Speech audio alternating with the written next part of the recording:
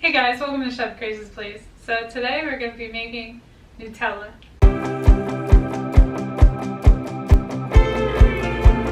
I was inspired to make this video by my friend Maria. I grew up in a really Italian town in New Jersey.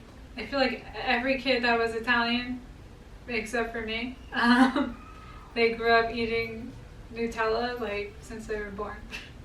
And Marie would have like Nutella sandwiches and stuff, and they're always so good. She actually really introduced me to Nutella, which is a hazelnut chocolate spread. I'm sure you guys know that because it's so popular now.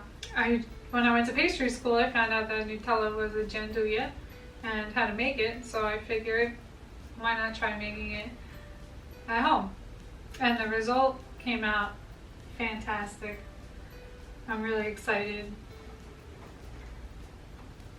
to eat all of it. I'm sure I could just give Maria a spoon. She would eat the whole thing. But it looks amazing. So, without further ado, let's learn how to make some Nutella.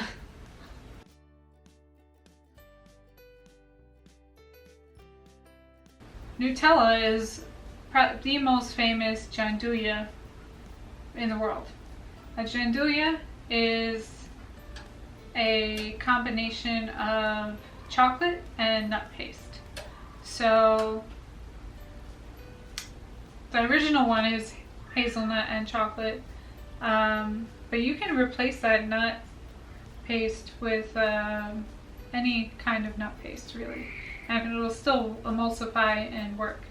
I really like it with pistachio and white chocolate. That's really good.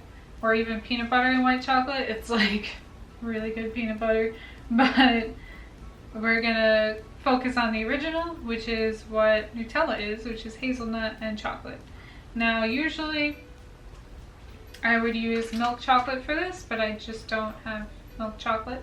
Making your own Nutella at home is pretty simple. There's not many ingredients. There's only 4 ingredients, but it does take some attention to detail. So we really want to make sure that we have everything measured up before we start, because once you start the process, you don't really want to stop. So we're going to talk about the first ingredient, which is going to be our hazelnuts. So these hazelnuts still have the skin on them, but you can buy them pre-skinned and toasted, which is probably a good shortcut. But the trick is you want them to be warm when you put them in the food processor. So if you do buy them pre-skinned, I would just warm them up in the oven. So we're going to toast these up first. And when we toast these, it's going to make the skin very like papery. So the way to get the skin off the hazelnuts is to put the hazelnuts, once you've toasted them, in between a kitchen towel like this and just rub off the skins. The reason we want to do this is because the skins are very bitter. So I have my oven preheated and I'm going to throw them in while we talk about the other ingredients. So our next ingredient is powdered sugar. In the professional pastry world, powdered sugar is often referred to as 10x. And this is because it is ground 10 times finer than regular sugar. This is also why it has cornstarch added to it. So this way the small grains, they don't clump up together. So we're going to use 10x because it's going to help with the gritty texture, and the cornstarch will dissolve into the oils from the hazelnuts when we grind them and kind of create like a slurry. On a side note, this is going to be a little bit more gritty than your commercial Nutella because we don't have these industrial grinders like they do in the Nutella factory. We just have a food processor. So the better your food processor, the smoother it's going to be really. But it's still going to be way more intense of a flavor than commercial Nutella, and a lot of that has to do with it's just the quality of ingredients. We're not using any palm oil here. We're using a lot more hazelnuts than Nutella does, and I'm sure, let's crap. more of the good stuff. And that leads me to my third ingredient, which is chocolate. Now usually I would use a milk chocolate for this, but I always use a couverture chocolate. A couverture chocolate is chocolate that it doesn't have anything funny added to it. It's just the cocoa mass, the chocolate liqueur, and the cocoa butter. And then if you have a milk chocolate, it's got some milk powder added to it. This is like a semi-sweet couverture chocolate. This is Gianduja chocolate chips. They were on sale, so I went with that. I always try to go for the best quality at the best price. I have my double boiler set up here, and this is what I'm going to use to melt my chocolate.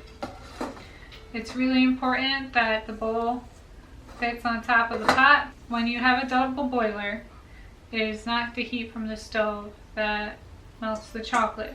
We're going to create steam in this pot. We have a little bit of water on the bottom, and then we're going to put this bowl on top. So we're using indirect heat to melt the chocolate, mainly so we don't burn it. So it's really important that you don't have your burner on when you're using the double boiler. You want to bring the water to a boil first and then melt the chocolate on top. Okay, so I'm going to go over the process with you really quick because I want to make sure you're prepared as you go through it. So what we're going to do is we're going to toast our hazelnuts, which we're doing right now. We're going to peel the skins off. Now they should still be warm after we're done peeling the skins off. I'm not going to be super anal about getting every little tiny fleck of the hazelnut skin off, but we want to get most of them off. So as soon as that's done, I'm going to throw it in the food processor. Then I'm going to take my powdered sugar. I'm going to take about a quarter of it and put it in there, grind it up, and then I'm going to add the chocolate and the rest of the powdered sugar. Now this is going to be thicker than your regular Nutella, and that's where the oil comes in. So that's the only ingredient we haven't talked about yet. And I would use, an olive oil or a vegetable oil, something that's not too floral and too fragrant, unless that's something you want in your Nutella, which is fine. You could even use a coconut oil, but I find I want to use something with a lower melting point or smoke point because it's not going to coat the tongue as much. You could even use butter if you really want to, and that's just to thin it out.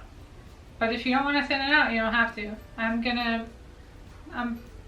not still on the fence on whether or not I want to thin mine out because I really want to use this as a filling in a chocolate cake.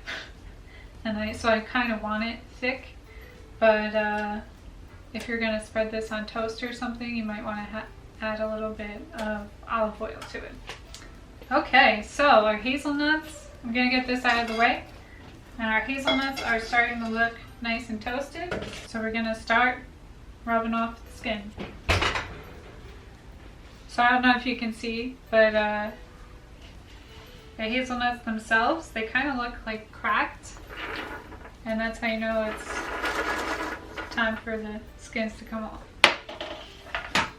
Alright, so I'm just taking a little bit at a time and rubbing off the skins, and then we're going to throw them in the food processor. So you can see the skin, it's like papery, and it comes off for most of them.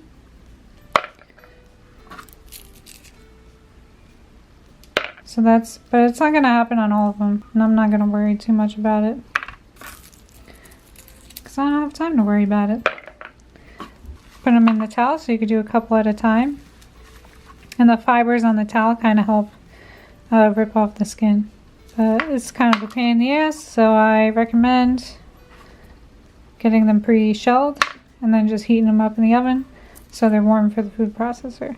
Okay, so when I was getting my hazelnuts, I made sure I put my water on to boil. Now you want a rapid boil like that because we're trying to trap the steam to melt the chocolate. So really quick, turn it off, and then trap the steam. Then you're going to want to use a spatula to stir the chocolate until it's fully melted. Alright, and be careful of steam like that because we don't want water coming into the chocolate. So I'm going to take that off the burner real quick. And I'm going to stir just to melt everything together. Now the bowl might be hot, so be careful. So you want to keep a clean bowl. You don't want chocolate everywhere. Just Stir it nice and slow. Don't create too many air bubbles. You know, the bowl is the thing that's melting them. So make sure you're folding it on top of itself so the middle parts touch the bowl. Okay, so we're almost there, so I'm going to turn my attention to, it should melt the rest of the way just by sitting here. So I'm going to turn my attention to grinding up the hazelnuts. So my hazelnuts in my food processor. I'm going to grind them down into a paste. So at this point you can see that the oils are starting to come out of the nuts. So this is when I want to add about 1/4 of my powdered sugar. So this way the cornstarch and the sugar will start to melt into the oils, and it's going to actually become more liquidy. So you can just guesstimate 1/4. I'm going to turn it back on. So this is going to take a while, and that's okay because we want this nut paste to be as smooth as possible. So it's really going to start heating up and from being agitated so much, and that's actually good. So it's not really that fine yet, but the bottom is getting pretty worked in. And if your hazelnuts were hotter, when you put them in there, it's going to work faster. Alright, so once we get to this state, you can really feel the heat coming off, and all that heat was generated from the blades crushing the nuts. So now it's like a peanut butter. It's like liquid. And you know, different grinders, like maybe if you had a Vitaprep, something with like a super strong motor, you could get it even finer. But basically whatever consistency you get the nuts at now is pretty much going to be the bar for the smoothness. So you really want to make sure you have a powerful food processor or a blender for this. Alright, so I'm just going to scrape that other stuff down really quick, and then we're going to add in the chocolate.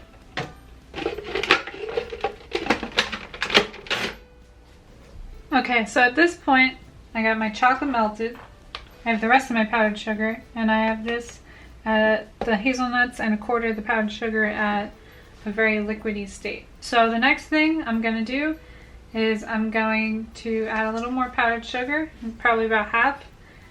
Add in half the chocolate, then add in half the remaining powdered sugar, and then add in the rest of the chocolate.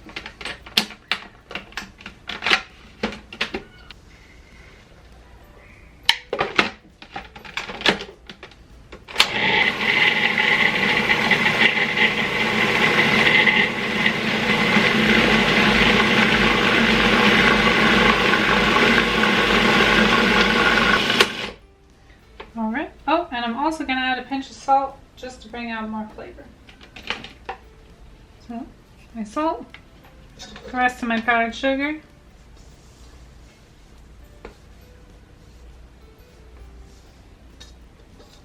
and I'll drizzle in my chocolate.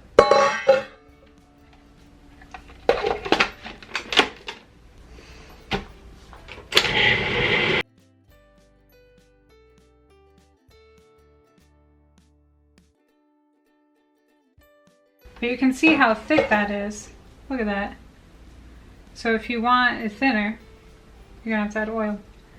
Actually, you know what I'm gonna do? So, because I want this cooled down, I'm just gonna put it back in here and mix it up. Now, if this does lose its temper, which means basically in chocolate there's a crystalline structure that sets up, and that's what makes chocolate like snap and shiny. So if you ever see like a dull piece of chocolate with like maybe like a whitish covering, it doesn't mean it's bad, it just means the fat is separating out of it because it's not trapped inside that crystalline structure. So by heating it up and then cooling it down really rapidly, that's what sets up this structure, which is kind of tricky to do. And I know this is broke tempered because chocolate has a very low melting point, and this chocolate is warmer than my skin temperature. So it's probably in, a little bit above 90 degrees, which is when it's going to start to lose its temper. So we want to cool it down as quickly as we can, and hopefully it'll set up right. Okay, so if we look at this Nutella, it's still very hot to the touch. If I touch the outside of the bowl, it's hot. So, as with most things, when they're hot, they're thinner. So this is the consistency that I want for when it's cold, not for right now when it's super warm. So that's why I'm gonna add some oil to it. Now I'm gonna go with a 1/4 cup of olive oil, and I'm just gonna mix it in slowly. And I want it to be pretty thin. You could do this in the food processor, but I just wanted you guys to see the consistency up close. So I'm going to go a little bit at a time. And I really want it pretty thin because when it cools down, I want it to be spreadable.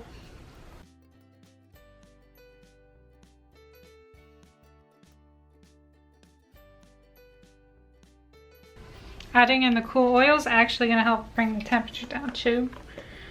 And stirring it is going to help bring the temperature too down as well. You could also temper this by taking some out and cooling it down on the table, which is called tabling. You want to do it on a marble table like this, or granite or whatever, something that's cool to the touch.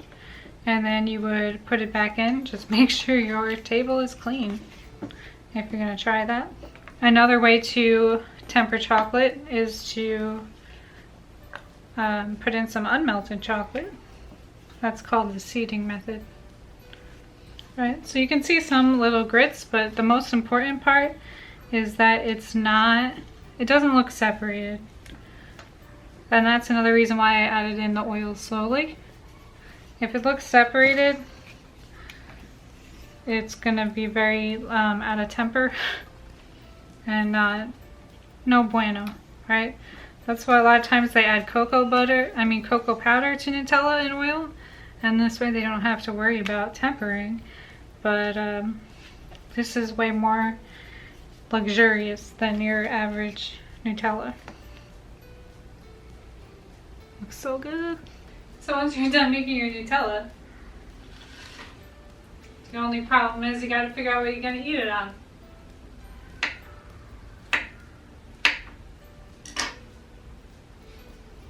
So one of my favorite things to eat with Nutella is bananas. I think the first time I really had Nutella and I was like, oh my god, that's amazing, was when I went to France actually, and I had a banana Nutella crepe. It's amazing. And when you make Nutella yourself, just like a lot of things when you make them at home, they're so much better than a commercial product, and Nutella is one of them. So thanks for coming by Grace's place. Let me know in the comments below what your favorite thing is to eat with Nutella. Besides bread, because everyone eats Nutella with bread, right? And I'll see you next time on Grace's place. And shout out to my friend Maria for inspiring this video. I just gotta figure out what I'm gonna put this in. So good. Oh my god.